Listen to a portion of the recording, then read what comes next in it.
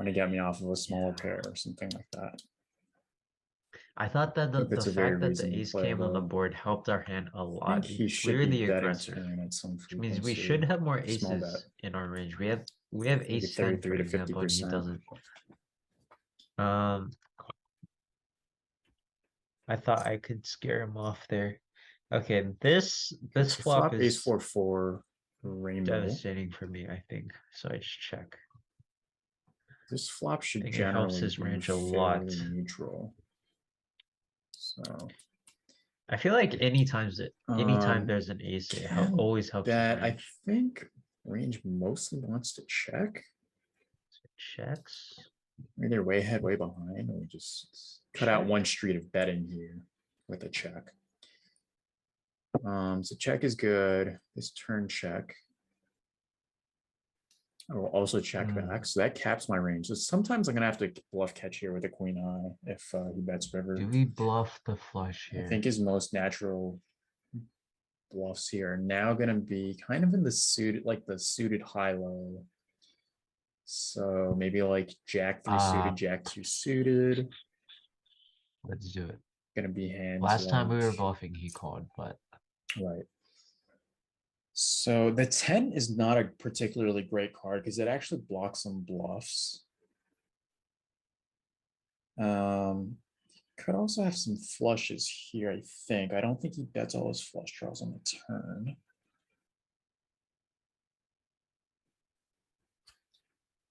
okay, nice.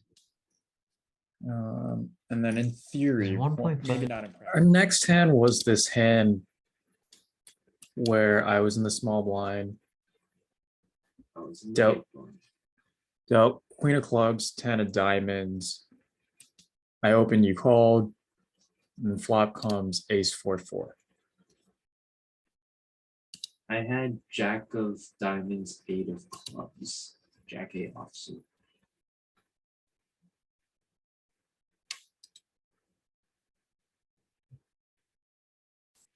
See, 6 of spades, 5 of spades. Yep. All right, looks good. So here you check. I think that's pretty customary. And here I kind of have the option to see bet or not. Well, I can see now that it's close to a range C bet. It's at least a very frequent small C bet. I think ace high boards slightly favor me. They're not as good as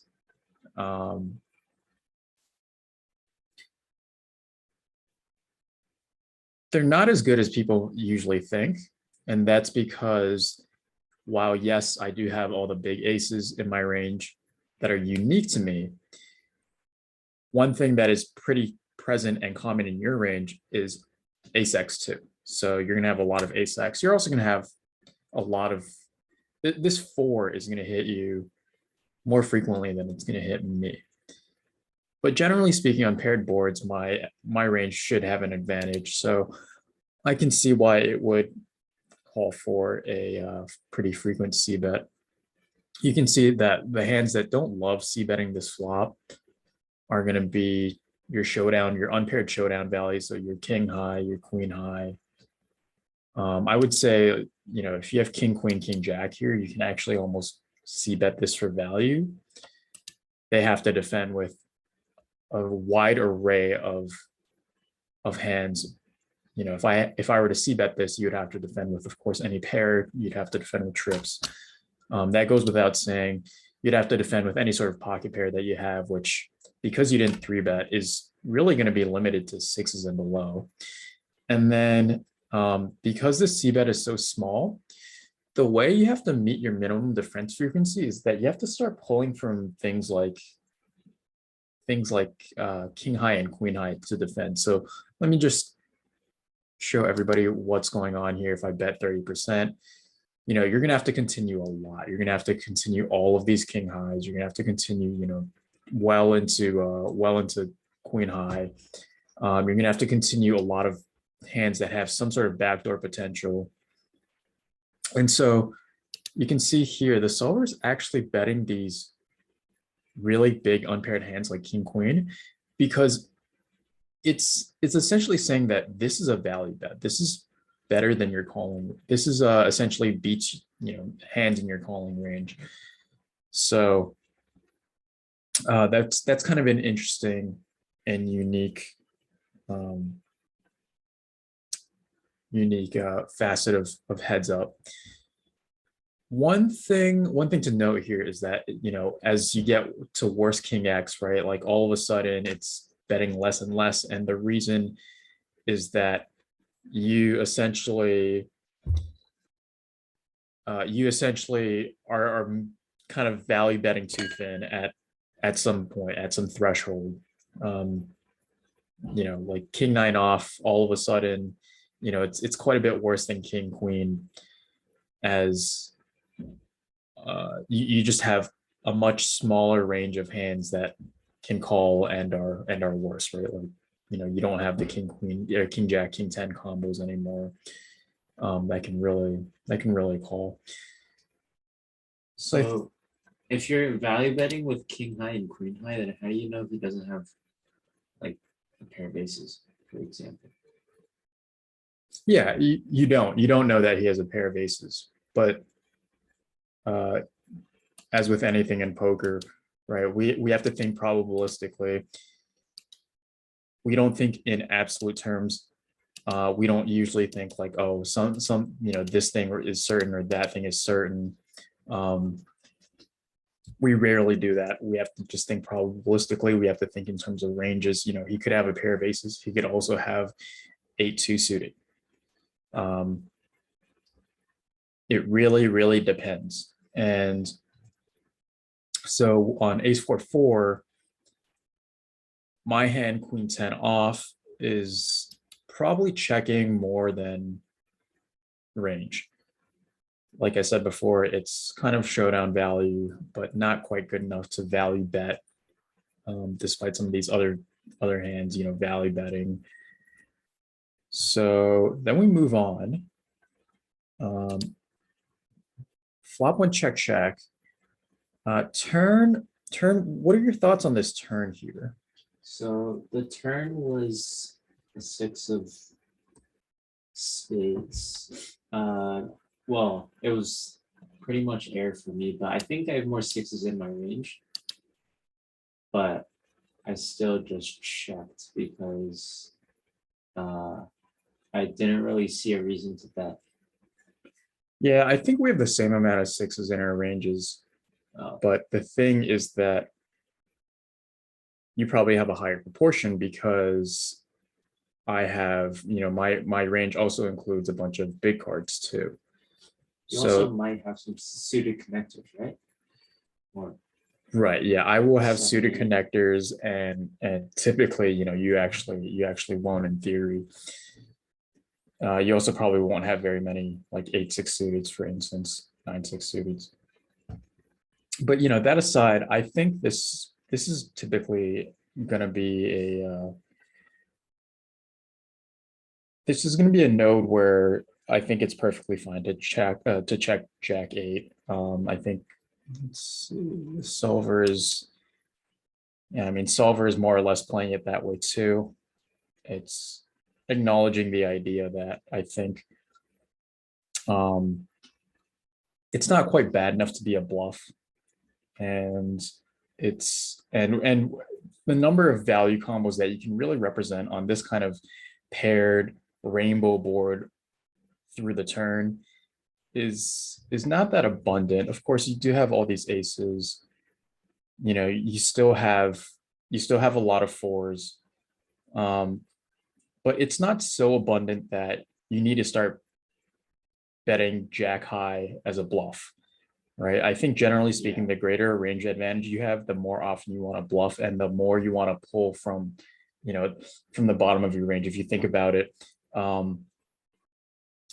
when you bet and you try to play like a polarized strategy, you should think about your value range, how many value combos you have, and then the bluffs you should start taking from the bottom of your range, right? You should start picking, like the absolute worst hands that have no showdown value whatsoever, and then kind of working your way up, maybe not linearly, based on equity, but rather based on the kinds of card removal effects that you have. So if you block calls, for instance, that would be a valuable kind of attribute in a bluffing hand to have.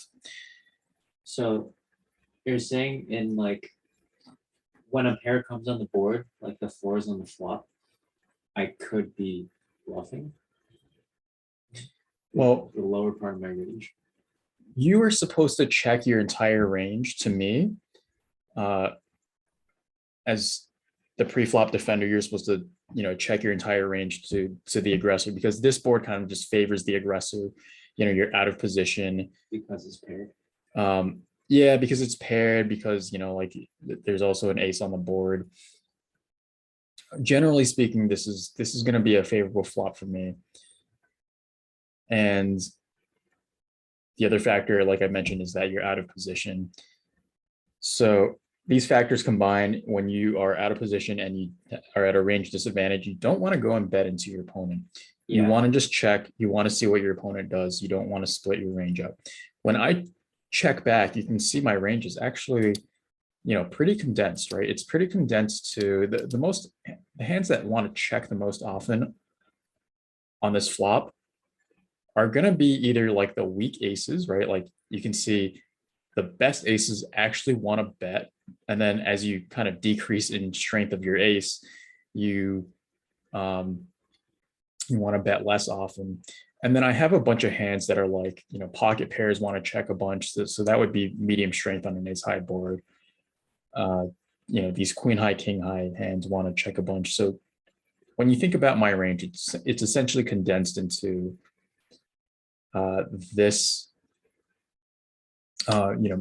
these types of hands.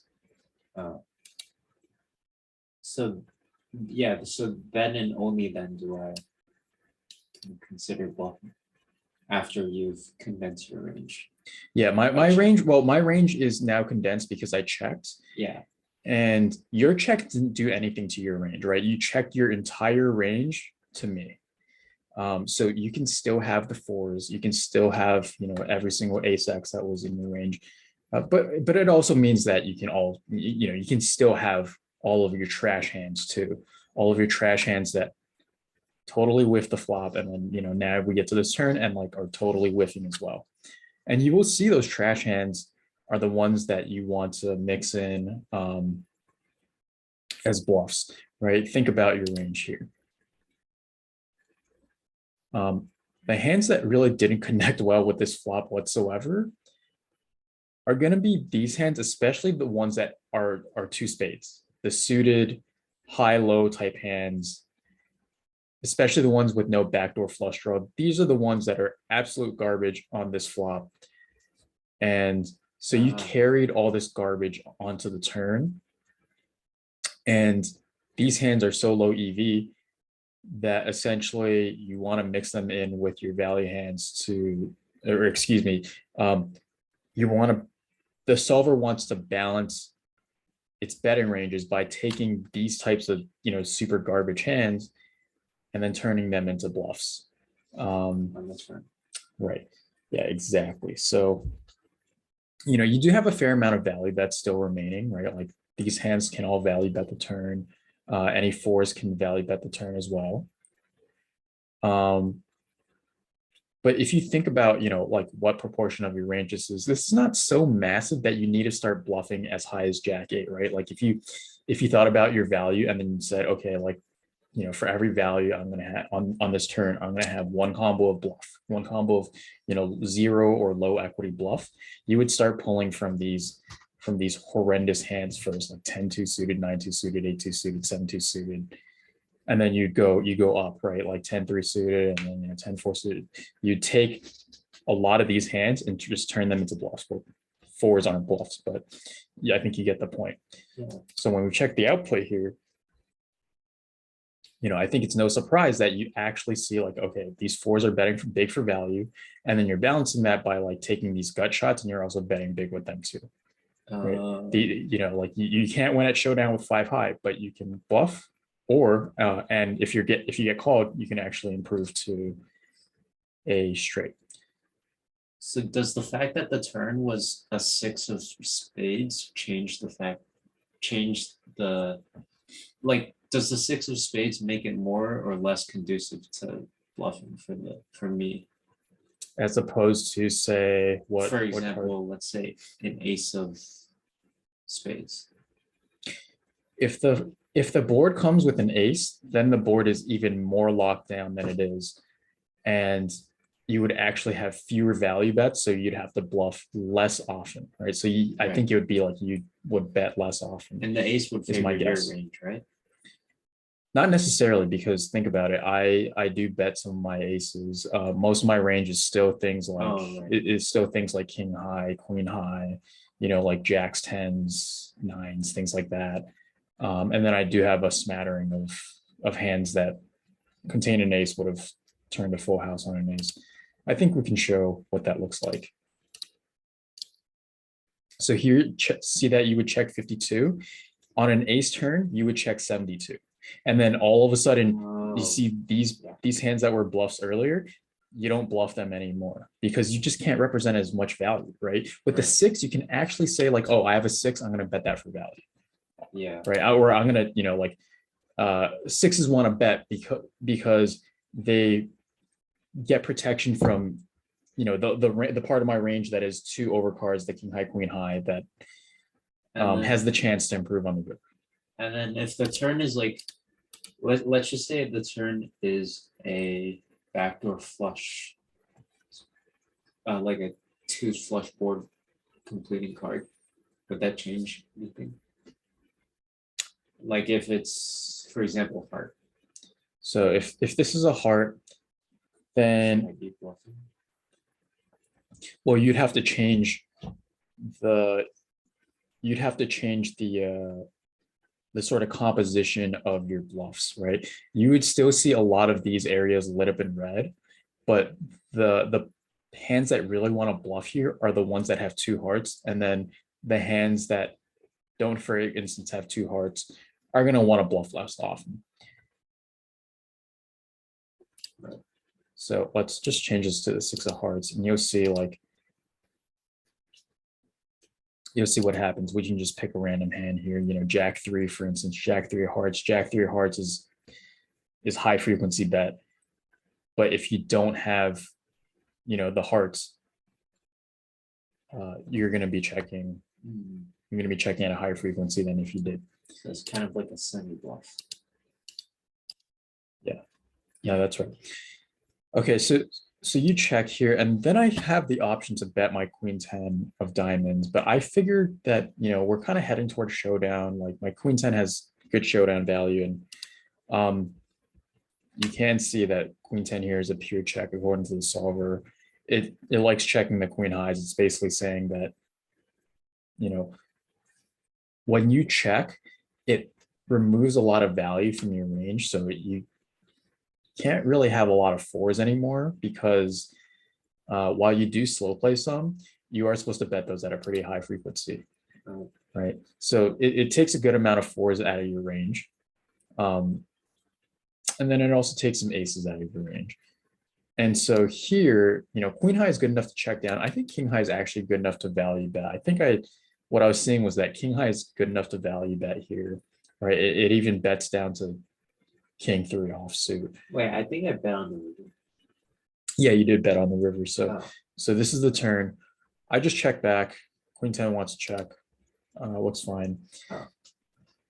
And then here you bet 60% pot on the river. Walk me through your thoughts. let's see. So it was a flush completing river. It was also a straight completing river. So it was. Was kind it? of- Yeah. Oh, 4, excuse 5, me. 6. No. Yeah, you're right. This is the 4 of spades. This is the 4 of spades. So, Oh yeah. Oh, that and changes things. you're right. Yeah. So actually, let me bring it back to the previous node.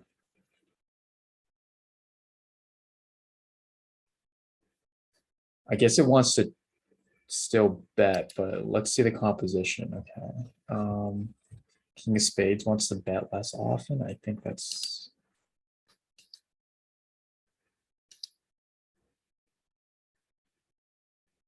Okay, interesting. I'm not really sure why the solver is saying that. I guess I would just kind of ignore it for now.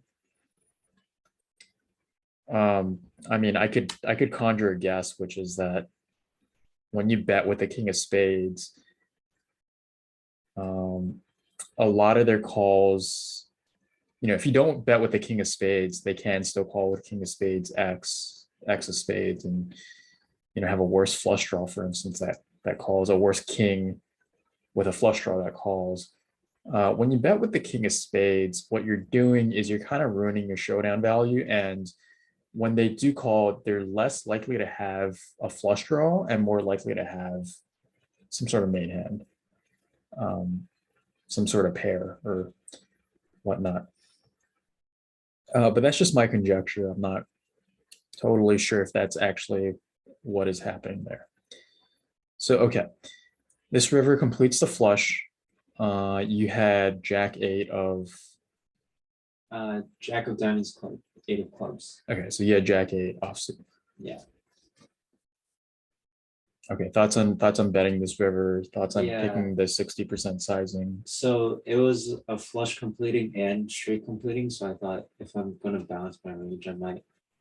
I mean, Jack 8 off is like probably the very bottom of my range here. So I should be trying to bluff it to balance out my value mix.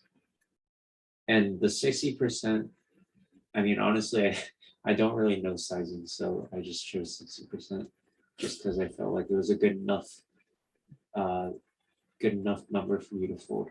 Yeah, that's reasonable. I think if you have the read that most of my range is now going to be Queen X on the turn, and I'm still gonna have some smattering of aces on the river, but essentially if you have the read that most of my range is gonna be Queen X on the turn or Queen X after I check the turn, then Jack 8 becomes a pretty valuable bluff to add. I think here you have all manner of value bets where you can be betting a 5, you can be betting a flush. There are some straights that come in, right? You with the 8 of clubs, you kind of block some of those straights that that I could have had, although presumably I would have bet something like 8-7 on the turn. So you can have those types of hands, and I think Jack 8 is a fine bluff. I think the solver doesn't always bluff Jack 8, but I think it's absolutely fine. It makes a lot of sense in my mind. It's probably better if you have the club blocker in theory, or the spade blocker in theory, because now you're blocking the chance that I can call or raise you with a flush. But in practice, what you're going to see most often is, humans, we like to, if we pick up a backdoor flush draw, we like to just bet it. So relative to theory, you're going to see that betting with the spade blockers on the river can actually be kind of neutral, if not maybe like somewhat detrimental, because all of a sudden now you're not blocking, you're not sort of, you're sort of blocking what would otherwise be a fold. Yep. So that's good sizing. I think, you don't see a 60% sizing in here. It just uses quarter, 50, 75, 100% pot, which is just because you don't use the sizing that a solver uses doesn't mean that it can't be correct. It got me to fold my hand, which was better than yours. I think here, without looking at the output of the solver, I'm willing to defend pretty much every single king high. I'm not folding any sort of pairs, of course. And, the rare times I get to the river with some sort of straight that I didn't try to, bet with a straight draw on the turn. I'm gonna most likely be raising, and same goes for a flush. Like I don't always bet backdoor spades on the turn if I don't think it's necessary, and my hand has good showdown value. But but I'm going to be continuing all of those. Now with queen high, I thought that was a little bit iffier. I thought that with a 10 in my hand, I was actually sort of blocking bluffs. So one of the things that I thought while I was playing the hand was that the queen, the queen gives me queen high. And I think that it's neutral, like you're not more inclined to bluff it or less inclined to bluff it relative to, the rest of your range. The 10 though, I thought, if you have some sort of 10 here, 10 high here, you would be bluffing. So having a 10 is somewhat detrimental to bluff catching for me in that I block some of your bluffs. I just figured, for that sizing, queen 10 is probably just out of my defend range. Queen jack, I might defend, but I thought queen 10, I wasn't going to defend like queen 10, queen 9, queen 8, things that essentially are blocking, things where the second card blocks bluffs. So you can see, like, what does the silver do against 50% sizing with queen 10? So it's a mix. It's essentially saying that the EVs of calling, folding, and even raising are actually pretty close together. You can see here that queen jack, it'll defend if you have certain combinations of queen jack, right, that block the flush. And then it's kind of folding all the other queens. But with kings, it's always kind of defending or close to always defending. You see a little bit of folding here mixed in. And then against 75% sizing, I'm sure like queen 10 off just becomes a pure fold. So maybe not pure fold, but it's still a mixed fold nonetheless. So when you're bluffing, should you use the same sizing as if you were value betting? Yes, Oh. that's right. And what sizing would that be? Well, it depends on what your value hands essentially want to do in terms of building the pot, right? Some parts of your value range will want certain sizings relative to others. The way that you can sort of figure out what your value sizings are,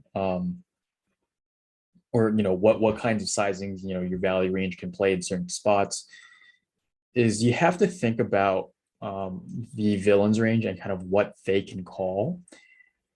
And if you bet too big of a sizing, obviously the villain is going to fold almost everything except for nutted hands, right?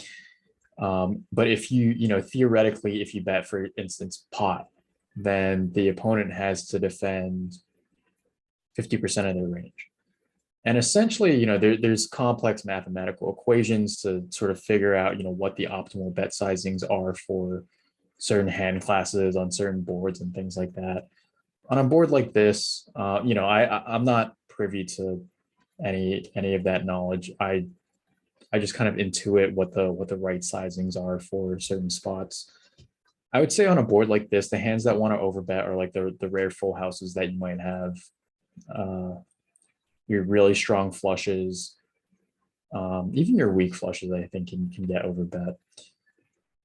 And I would say maybe straights, three of a kind,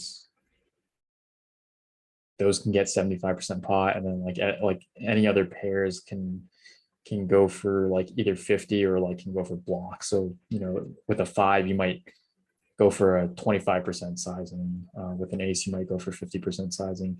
And the key here is not to use your value bets and mix them in with value bets. Another common mistake is that you see people thinking like, oh, I'm betting a certain size, which sort of belies my hand strength. That means I need to balance it with better, even stronger hands or something like that, right? Because theoretically,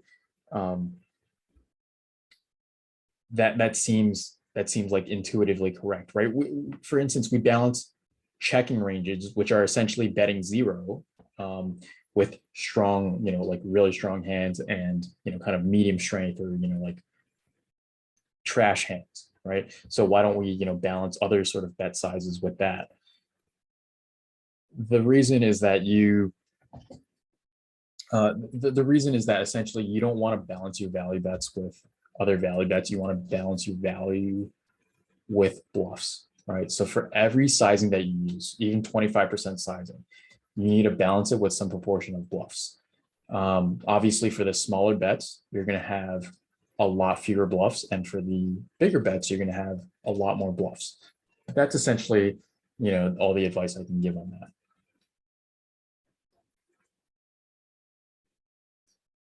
All right, so I folded here. Well played.